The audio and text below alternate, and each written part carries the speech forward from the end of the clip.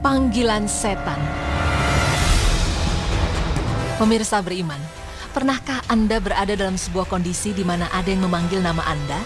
Namun ketika Anda mencari ke arah sumber suara, Anda tidak melihat seorang pun di sana. Anda kembali menoleh ke kanan dan ke kiri, ke atas dan ke belakang, namun tetap Anda tidak mendapatkan seorang pun memanggil nama Anda.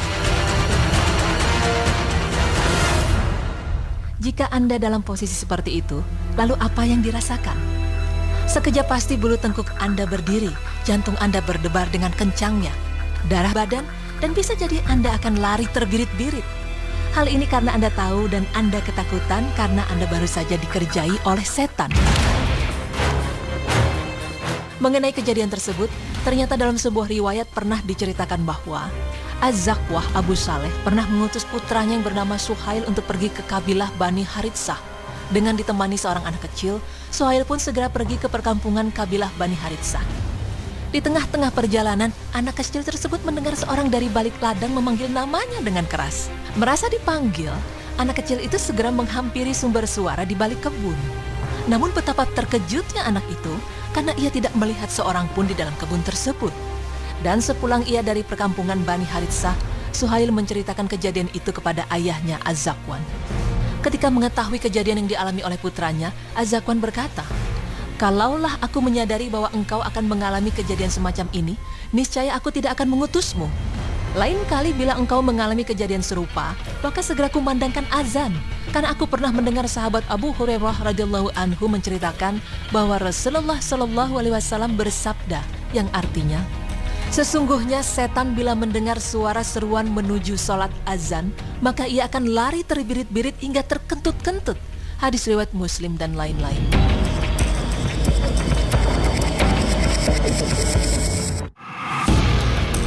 Dalam hadis tersebut dijelaskan bahwa bila setan mendengar suara azan sampai menuju waktu sholat, maka ia akan lari terbirit-birit bahkan sampai terkentut-kentut.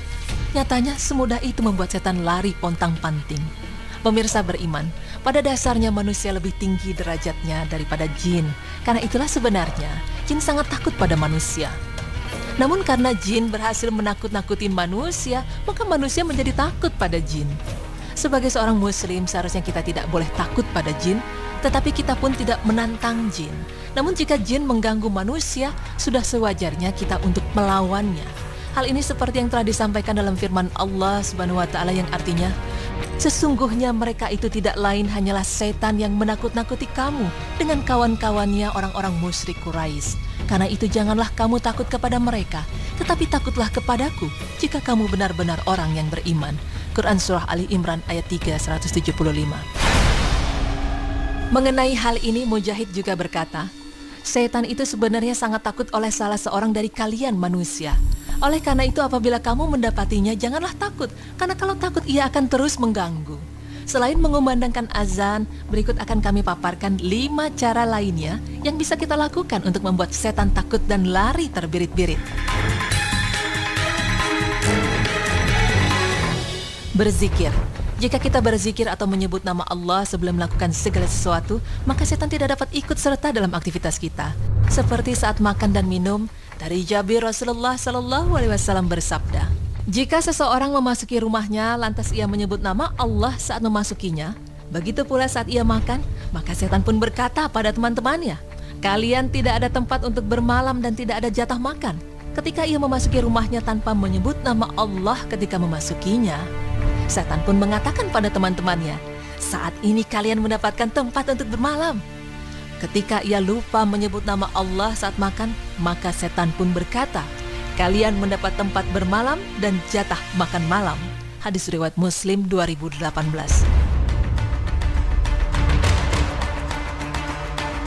Ibnu Qayyim rahimahullah juga berkata bahwa zikir kepada Allah itu dapat menyakiti setan bagaikan cambuk. Oleh karena itu setan yang sering menggoda orang-orang mukmin akan menjadi kurus kering karena diazab dengan zikir dan ketaatan. Setiap kali setan menggoda, kemudian segera disiram dengan zikir, istighfar dan ketaatan, maka setannya pun akan berada dalam azab yang pedih.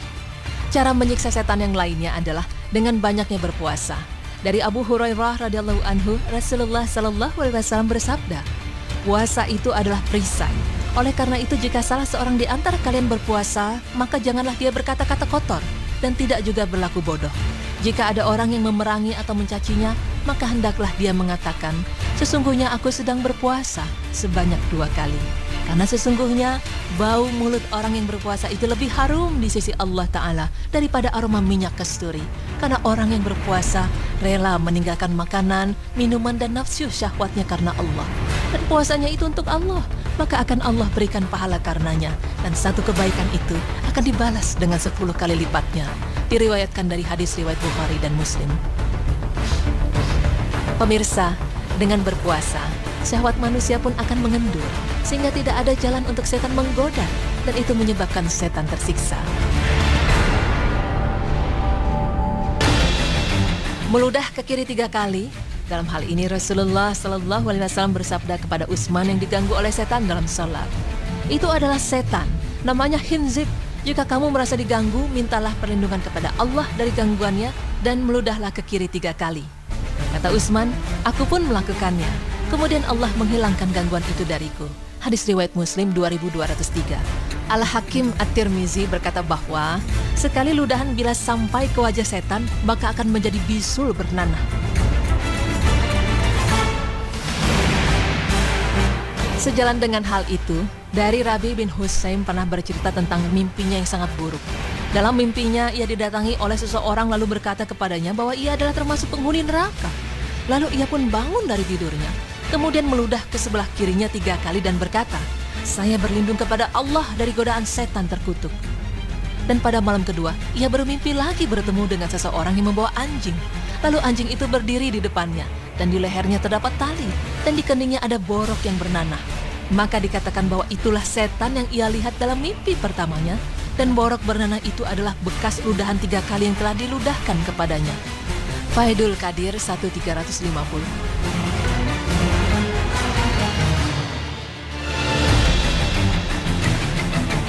Setan juga akan tersiksa apabila kita berisyarat dengan jari telunjuk kita saat tahiyat dengan mengerjakan sholat. Dari Ibnu Umar, Rasulullah SAW bersabda tentang isyarat dengan telunjuk dalam tahiyat. Jari telunjuk itu lebih keras bagi setan daripada besi. Hadis riwayat Ahmad, hadis Hasan. Maksud dari hadis tersebut bahwa isyarat dengan jari telunjuk dalam tasyahud lebih keras bagi setan daripada pukulan besi. Karena itu menunjukkan kepada keesaan Allah dan pemurnian ibadah hanya untuk Allah. Dan sesungguhnya hal itu sangat dibenci oleh setan. Memperbanyak istighfar juga akan membuat setan kecewa dan kesal. Disebutkan dalam hadis bahwa sesungguhnya setan berkata kepada Allah, demi kemuliaan-Mu ya Allah, aku terus-menerus akan menggoda hamba-hambamu selagi roh mereka ada di dalam badan mereka masih hidup. Maka Allah menimpalinya. Dan demi kemuliaan dan keagunganku, aku senantiasa mengampuni mereka selama mereka memohon ampunan beristighfar kepadaku. Hadis riwayat Ahmad dan Al-Hakim. Dalam hal ini, Ali bin Abi Thalib juga pernah didatangi oleh seseorang yang berkata, saya telah melakukan dosa, bertaubatlah kepada Allah dan jangan kamu ulangi, kata Ali. Orang itu menjawab, saya telah bertaubat tapi setelah itu saya berdosa lagi. Ali pun berkata, bertaubatlah kepada Allah dan jangan kamu ulangi. Namun orang itu tetap bertanya lagi, sampai kapan? Ali menjawab, sampai setan berputus asa dan merasa rugi. Dikisahkan dalam kitab Tanbihul Ghafilin 73.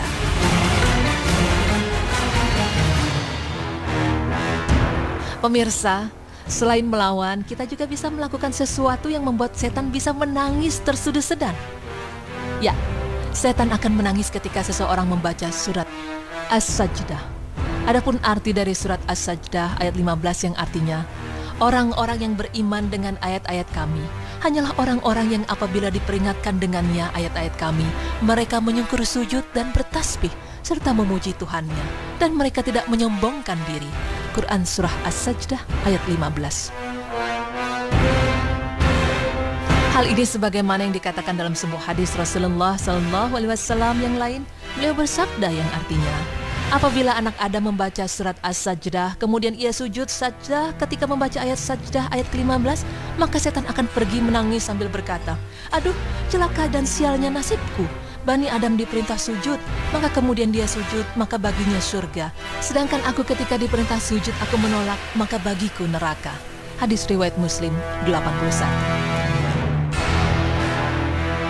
Dalam hadis jelas dikatakan bahwa bila seseorang dari anak cucu Adam membaca surat As-Sajdah, kemudian pada ayat ke-15 ia sujud, maka setan akan berkata, "Aduh, celaka dan sialnya nasibku." Bukan hanya itu, bila kaum Nabi Adam sujud, maka kemudian dia sujud, maka surga baginya. Sedangkan setan ketika diperintah sujud dia menolaknya, maka neraka baginya. Pemirsa beriman, demikianlah penjelasan mengenai cara-cara yang dapat kita lakukan untuk menyiksa setan yang senantiasa menggoda kita agar tersesat dari jalan Allah. Semoga dengan mengetahuinya kita dapat mengamalkannya, agar setan tersiksa hingga berputus asa dan merasa rugi menggoda kita. Serta semoga kita semua dijauhkan oleh Allah dari panasnya api neraka. Amin ya rabbal alamin.